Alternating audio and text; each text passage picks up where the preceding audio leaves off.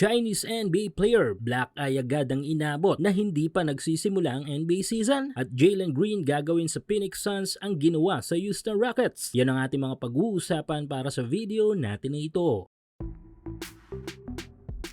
So papalapit na papalapit ang panibagong season ng NBA. Dito ay makikita natin ang lakas ng mga teams ng National Basketball Association matapos ang ilang upgrades at rebuilding process na ginawa ng mga kupunan. Pero maliban sa mga teams ay nag-upgrade din o mas nagpalakas malamang ang ilang pang mga malalaro ng bawat mga kupunan na ito. Marami nga tayong nasaksihan ng mga workouts ng ilang mga veteranong NBA stars na talaga namang inaasahan na magdodomina next season ng NBA. Pero maliban nga sa mga veteranong mga malalarong ito ay naasahan din ang paglakas ng bawat teams nang dahil sa kanilang mga bagong hugot ng mga players. Mula sa mga hugot sa mga drafted players at international na mga malalaro ay naasahan din na malaking tulong sa kanilang mga rookie players mula naman sa draft ng NBA. Yes, unang papasok sa ating isipan syempre ang first overall pick na si Cooper Flagg na talaga namang nagpakitang husay sa Summer League pa lang. Wala pa man ay tinuturing na ang banta si Flagg ng mga analyst dahil nga sa angking nitong husay sa game na talagang all around ang bagay na kaya niyang ibigay sa team ng Dallas Mavericks. Pero maliban kay Flagg ay may isa pang bagong papasok din na malalaro ngayon sa NBA na talaga namang inaabangan din ng karamihan lalo na dito sa Asia. Ito nga'y walang iba kundi ang Chinese NBA top picks na si Hansen Yang. Isang mahusay na big man na nakuha ng team ng Portland Trail Blazers. Isang mix of traditional and modern big man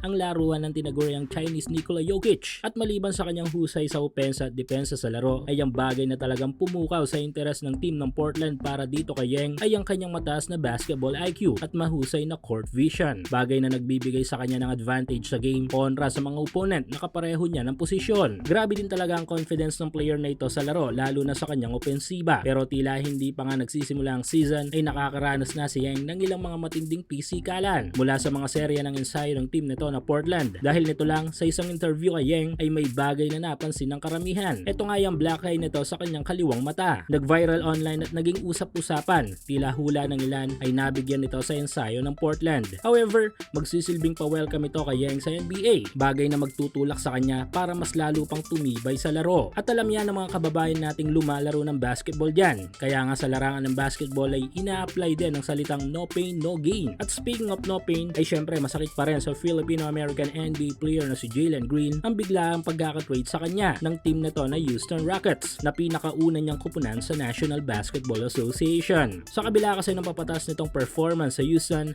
ay napagdesisyonan pa rin ng organization na bitawan na ito. Pero since malaking business nga ang NBA at wala tayong magagawa o kahit yung player sa magiging desisyon nila, mahusay man na player, top performer o star player ka pa ng inyong team. Yes, wala nga ngayong untouchable player sa National Basketball Association. Lahat ay pwedeng may trade basta na desisyon na nito ng organisasyon. Kaya para kay Green ay sinabi nito na gagawin niya daw ang bagay na nagawa niya sa Rockets sa bago niyang kupunan. Ayon sa statement ni Green, tulad daw ng Houston na walang sino mang tao ang nag-expect na magka-come out sila mula sa Western Conference. Last season ay nagtala na magandang standing ang Houston na merong 52-30 win-loss record, habang ang Phoenix Suns naman ay meron lamang 36-46 win-loss record. Kaya kabang-abang kung ano nga ba talagang may lalatag ng pride ng Ilocos sa kupunan ng Phoenix Suns sa susunod na NBA season.